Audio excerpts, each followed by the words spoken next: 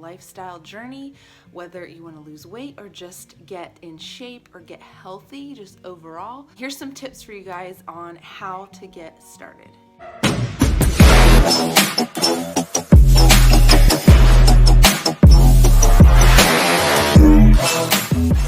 So the first thing is you want to set some realistic goals. And yes, you may have big goals and great dreams, but we want to set some small realistic goals that lead us to those bigger goals.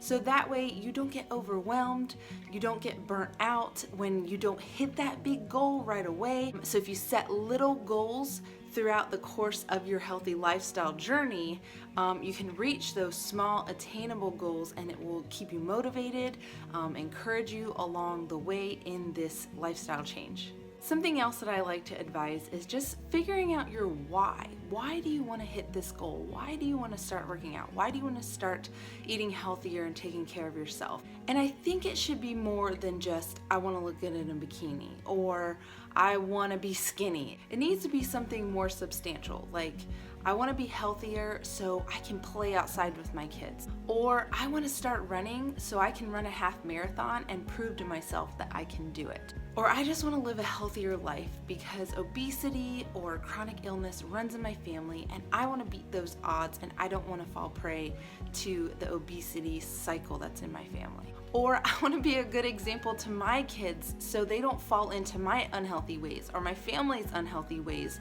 or so that they can get the foundations of living a healthy lifestyle and learning that food is to fuel our bodies and to make us feel good. And it's not just about being skinny or being a certain size or a certain weight, but it's about being healthy. Another thing is a lot of people get overwhelmed with making a big change all at once. So this kind of goes along with setting realistic goals. You want to set small attainable goals that don't overwhelm you, that you can make daily or weekly to help you establish a healthy lifestyle. So for example, say you only drink a cup of water a day or a couple glasses of water a day, but you want to get to that 64 ounces or that half your body weight in ounces of water every day. And so instead of just going from 1 cup a day to 64 ounces or 100 ounces, you're just going to start by adding 1 cup a day. So on Monday, maybe you'll do 2 cups. On Tuesday, maybe you just do those 2 cups, but on Wednesday, you up it to 3 cups, and then just so on and so forth until you reach that goal that you're trying to get to. So by making those small changes, you're not overwhelming yourself and getting burnt out and quitting. Or say you want to do, push-ups on your feet. Well, you got to start somewhere. You got to start on your knees, or you got to start elevated and work your way down to the push-ups on your feet. But you have to also do those push-ups on your feet to get stronger at them. So maybe you do 1 push-up on your feet and then the rest are on your knees. Or you do 2 push-ups the next day on your feet. Or, maybe it takes you a week to do 2 push-ups on your feet, and then the next week you can do 3. So just setting those small goals so you don't get overwhelmed will help you make those changes so it can become a lifestyle and it's not just this one big drastic change all at once and you just get so overwhelmed or so burnt out and you're just like, I'm done. So if you want to start exercising, start by walking. That's the best place to start. It's low impact. You can speed walk to get your heart rate up and make it a goal to reach a certain point. So maybe you want to do a half a mile or a quarter mile. Make it your goal to reach that. And then the next week, you're going to up it by a quarter mile or half mile and continue on that way. Or maybe just set like a time. So I want to walk for 20 minutes today. You walk your 20 minutes. And then the next week, you can up it to 25 minutes and then 30 minutes and so on until you reach, a longer period of time. Another thing you can do, you can attend a beginner class. So that way it's catered to you as a beginner and you don't feel overwhelmed or intimidated. Something I tell my beginner strong her clients is when you're starting out, just aim for 2, maybe 3 workouts a week. And then you can increase as you get stronger and your endurance gets better, you can increase to more workouts in a week. But my whole thing is just move your body, whether it's running outside with your kids, chasing them around, wrestling, Maybe you're watching TV and you get up in the commercials and do jumping jacks, although who watches commercials anymore? But you can watch the commercials and do some jumping jacks or push-ups, but just keep your body moving. A body in motion stays in motion, and you're more likely to continue a active lifestyle as you get older.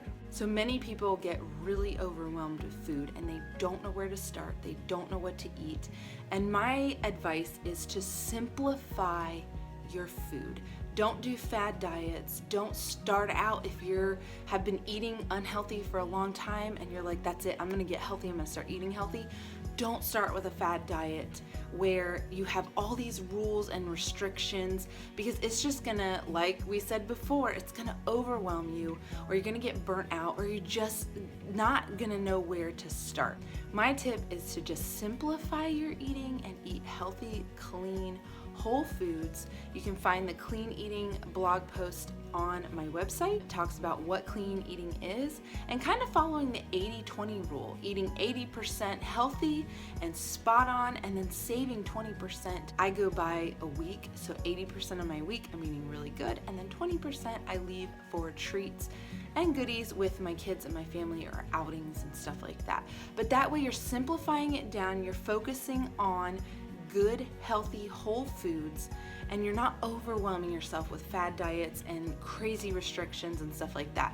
Once you get the hang of it and you know what foods are healthy and what foods are good and what foods will fuel your body and give you energy, then you can experiment with maybe intermittent fasting or some kind of like carb cycling or something like that. But to start off, I really want you to just focus on learning what foods are healthy for you, are good for you, are gonna fuel your body, and pay attention how your body's reacting to the things you're eating. Another thing is, and this one may seem so obvious, but a lot of us, especially moms, like we're the ones who buy the food, or maybe our husbands are the ones who do it, who bring it home. Keep good foods at home. If you don't have the junk and the treats and the goodies that you might give into temptation to, if you don't have those in your home, then you're not going to eat them. So if it's not there, you can't eat it. Now, if someone who lives in your household is bringing it home, ask them to either put it somewhere where just they see it,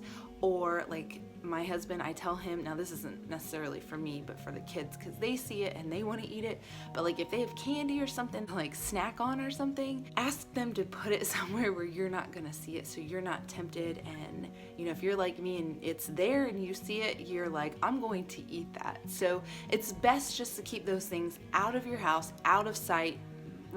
Think about it, out of sight, out of mind. So really, if it's not there, it'll help you not see it and be triggered to want to eat it. So going along with healthy and clean eating is eliminating processed food and just refined sugar, and staying away from those things that really just cause us not to feel so great, like chips and cookies and stuff like that. That's like not the greatest ingredients in them.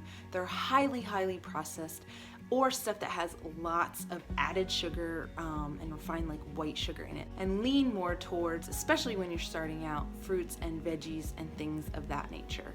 Try not to eat out as much as possible. Many of us that are really busy and we just like to grab things when we're out and about, or maybe with our families.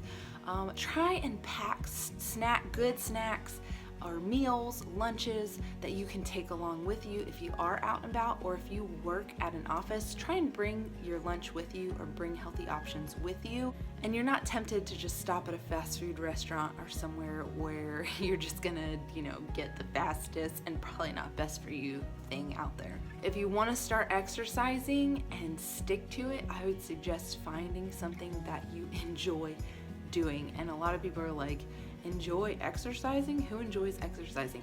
When you find something that you do enjoy, you look forward to it. You look forward to that endorphin high after your workout. So a lot of people love running, and they just love that runner's high they get and that endorphin boost at the end of their workout. Or a lot of people love lifting weights. I like a combination of both. I love getting my heart rate up and the fast-pacedness of like doing HIIT workouts, but I also love feeling strong and empowered by lifting weights.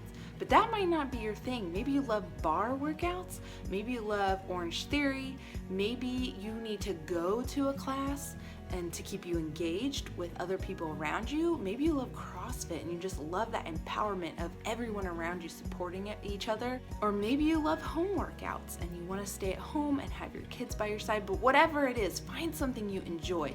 You might need to try a couple different things till you really find what you enjoy and look forward to going to. I've talked about this before, but create habits and lifestyle changes, not quick fixes and fad diets.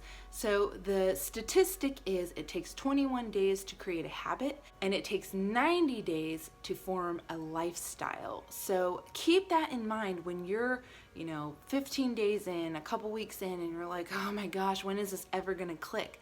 Well, it takes 21 days to form a habit and 90 days to create a lifestyle. So just stick with it. Don't give up. That's my biggest thing, is just keep going. Sometimes it may take a whole year for you to see physical changes. Track your progress with pictures and maybe measurements. Don't really go off the scale because that can be so discouraging. 1 minute you lost 2 pounds and the next day maybe you gain 3 pounds, and that's how weight loss works. If you're trying to lose weight, your weight is going to fluctuate, especially as women, because we hold water weight.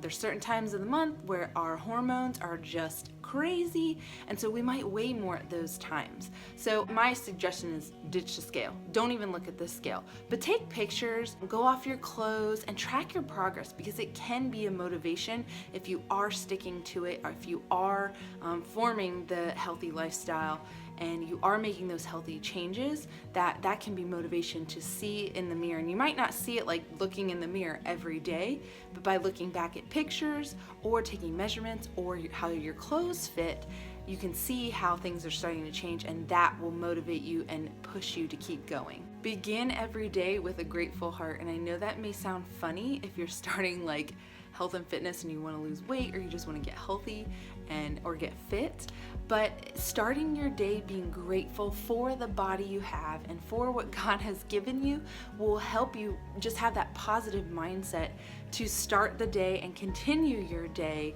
in a positive direction. If you start out and you get up and you look in the mirror and you're like, oh, I don't like this, or you look at the scale and you're like, oh, my weight didn't budge, that's gonna create a negative mindset, and the rest of your day is going to be negative. But if you start with a grateful heart and start positively, that will just snowball into a positive day, positive week, positive month, and so on and so forth. Yes, every day is not gonna be positive and great.